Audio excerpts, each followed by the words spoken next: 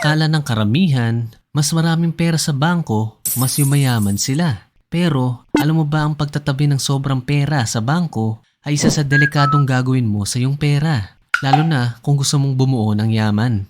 Kaya sa video na to pag-uusapan natin kung magkano lang ba talaga ang dapat mong itabi sa bangko at saan mo dapat ilagay ang sobra mong pera. Ito ang unang dahilan kung bakit hindi magandang marami kang nakatabing pera sa bangko. Number 1, kinakain ng inflation ang pera mo.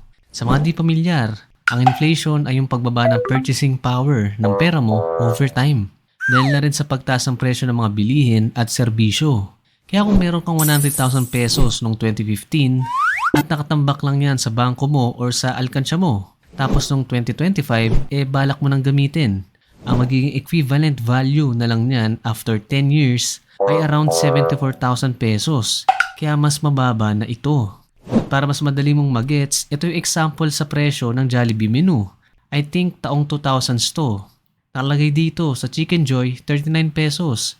Pero ngayong 2026, eto na. Around 115 pesos na. Grabe no? Kaya ipagpalagay na lang natin na meron tayong average na 3% inflation kada taon. Ibig sabihin, habang nakatambak lang ang pera mo sa bangko na nagbibigay ng napakababang interes, posibleng talo ka pa sa inflation.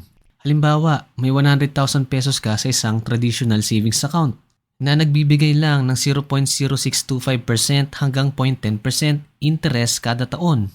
After taxes, ang kikitain mo lang ay around 50 pesos hanggang 80 pesos in 1 year. Napakababa. Kaya kung hindi sapat na nakatambak lang sa bangko ang pera mo, gawin mo tong susunod.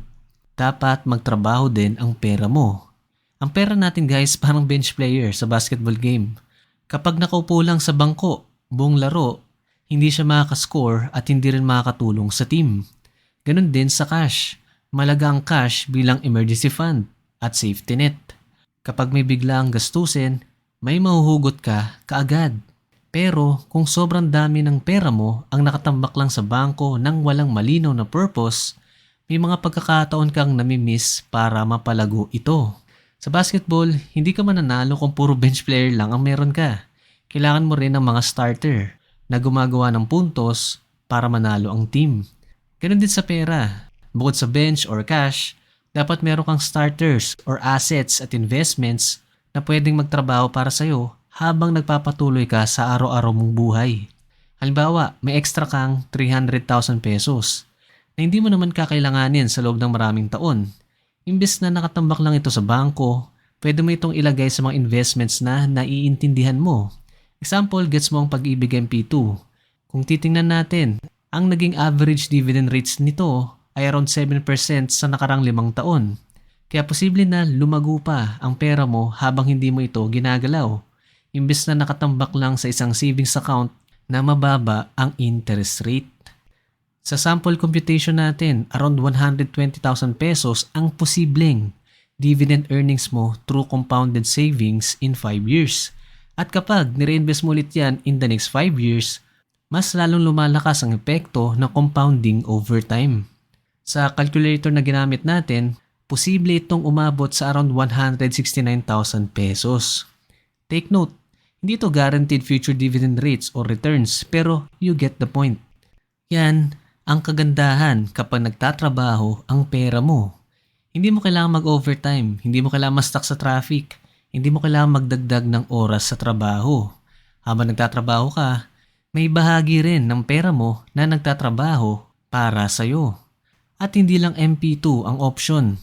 Pwedeng sarili mong negosyo, rental properties, stocks, REITs, mutual funds at iba pang investments na naiintindihan mo. Pero para sa akin, isa sa pinaka-underrated na investment ay ang sarili mo. Mag-invest ka sa skills, sa health at sa kaalaman. Umattend ka ng mga training, certifications, courses at iba pa. Kasi habang tumataas ang value mo bilang tao, tumataas din ang potential income mo sa future. At ito pa ang isang dahilan kung bakit hindi magandang ideya na sobrang daming pera ang nakatambak lang sa bangko. Number 3, mas madaling matukso gumastos. Minsan kapag nakikita mong malaki yung laman ng bank account mo, nagkakaroon ka ng false sense of security. Yung tipong feeling mo, marami pa naman akong pera. Kaya mas madali kang gumastos. Halimbawa, may 300,000 pesos ka sa account mo. Dahil malaki yung nakikita mong balance, baka maisipan mong bumili ng bagong cellphone, bagong sapatos, o kung ano-anong bagay na hindi mo naman talaga kailangan. Pero ang hindi mo naisip na yung parte ng perang yan ay para pala sa emergency fund mo. Yung iba, pambayad pala sa utang. Yung iba dyan, baka para sa future down payment ng bahay o sasakyan. Kaya minsan, hindi dahil may pera ka, ibig sabihin, pwede mo na agad gastusin lahat ng nakikita mong digits. Isa sa mga dahilan kung bakit nagkakaroon tayo ng impulsive spending ay dahil lagi nating nakikita at madaling ma-access yung pera. Kaya mas magandang may hiwalay kang account para sa iba't ibang goals mo. May account para sa emergency fund, may account para sa savings, may account para sa daily expenses. At mas advisable na i-automate mo na rin ang paglipat ng portion ng sahod mo papunta sa ibang account bago mo pa ito makita o mahawakan. Kasi kapag hindi mo nakikita araw-araw yung pera, mas mababa rin ng tukso na galawin ito. At itong susunod na dahilan, isa ito sa mga personal kong experience at sana hindi nyo na kailangan pagdaanan dahil marami kayong pera. Number 4, nagiging kampante ka.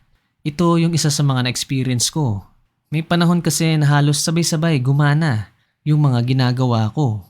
May salary ako sa day job, kumikita rin tayo sa pagbebenta ng t-shirt.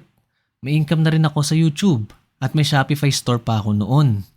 Dumating sa point na nagulat na lang ako dahil umabot sa 6 digits yung laman ng bank account at savings ko. At sa totoo lang, ang sarap pumetics, ang sarap magpahinga. Pero doon nagsimula ang problema. Unti-unti akong naging kampante. Sa trabaho, saktong trabaho na lang. Madalas nang malate. Sa YouTube, tinamad na rin mag-upload. Parang nawala yung urgency na mag-improve at mag-grow. Now, hindi ko naman sinasabing bawal mag-relax. Importante rin ang magpahinga. Pero kapag oras ng trabaho, trabaho. Kapag oras ng pahinga, pahinga. Lalong hindi rin pwedeng mas lamang pa yung pahinga at tambay mo dahil lang malaki na yung pera mo sa bangko. Kasi habang nagiging kampante ka, posibleng nasasayang din yung opportunities para mas mapalago pa ang income at wealth mo. At mas delikado pa, minsan doon nagsisimula pumasok ang mga bad habits, distractions, bisyo, at iba pang bagay na pwedeng sumira sa pera mo. Hindi naman masama na magkaroon ng malaking emergency fund o savings. Actually, magandang goal yan. Ang punto lang, huwag mong hayaang maging dahilan yung pera para tumigil kang umusad. Moving on sa next reason, kapag sobrang daming ipon, delikado rin dahil sa... Pero bago tayo magpatuloy, kung gusto mong lagi updated sa ganitong content, like and subscribe at pakihit na rin ang notification bell. Salamat! Number 5, PDIC limits.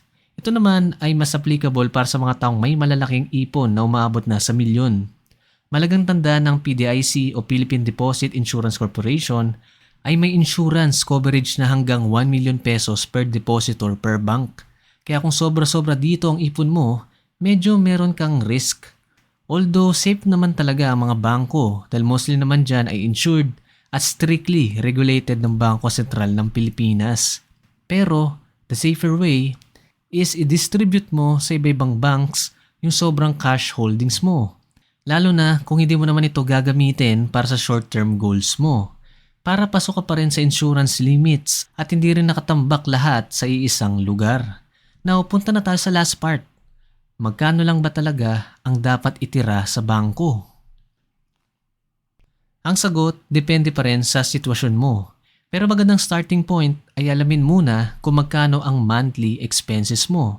Halimbawa, gumagastos ka ng 20,000 pesos kada buwan. Kung susundin natin ang minimum na 3-month emergency fund, dapat meron kang at least 60,000 pesos. Kung gusto mo naman ng mas malaking safety net, gawin mo ng 6 months. So nasa around 120,000 pesos na yan. At kung freelancer ka, self-employed o hindi stable ang income mo, mas comfortable kung 1 year worth of expenses. Sa example natin, nasa around 240,000 pesos na yan. Pero hindi pa dyan nagtatapos. Idagdag mo rin yung mga short-term goals mo. Halimbawa, pambili ng motor, pang-renovate ng bahay, para sa wedding, o anumang paggagamitan mo ng pera sa loob ng susunod na 3 hanggang 5 taon. So ang formula dyan, simple lang. Emergency fund plus short-term goals equals cash na dapat madali mong ma-access.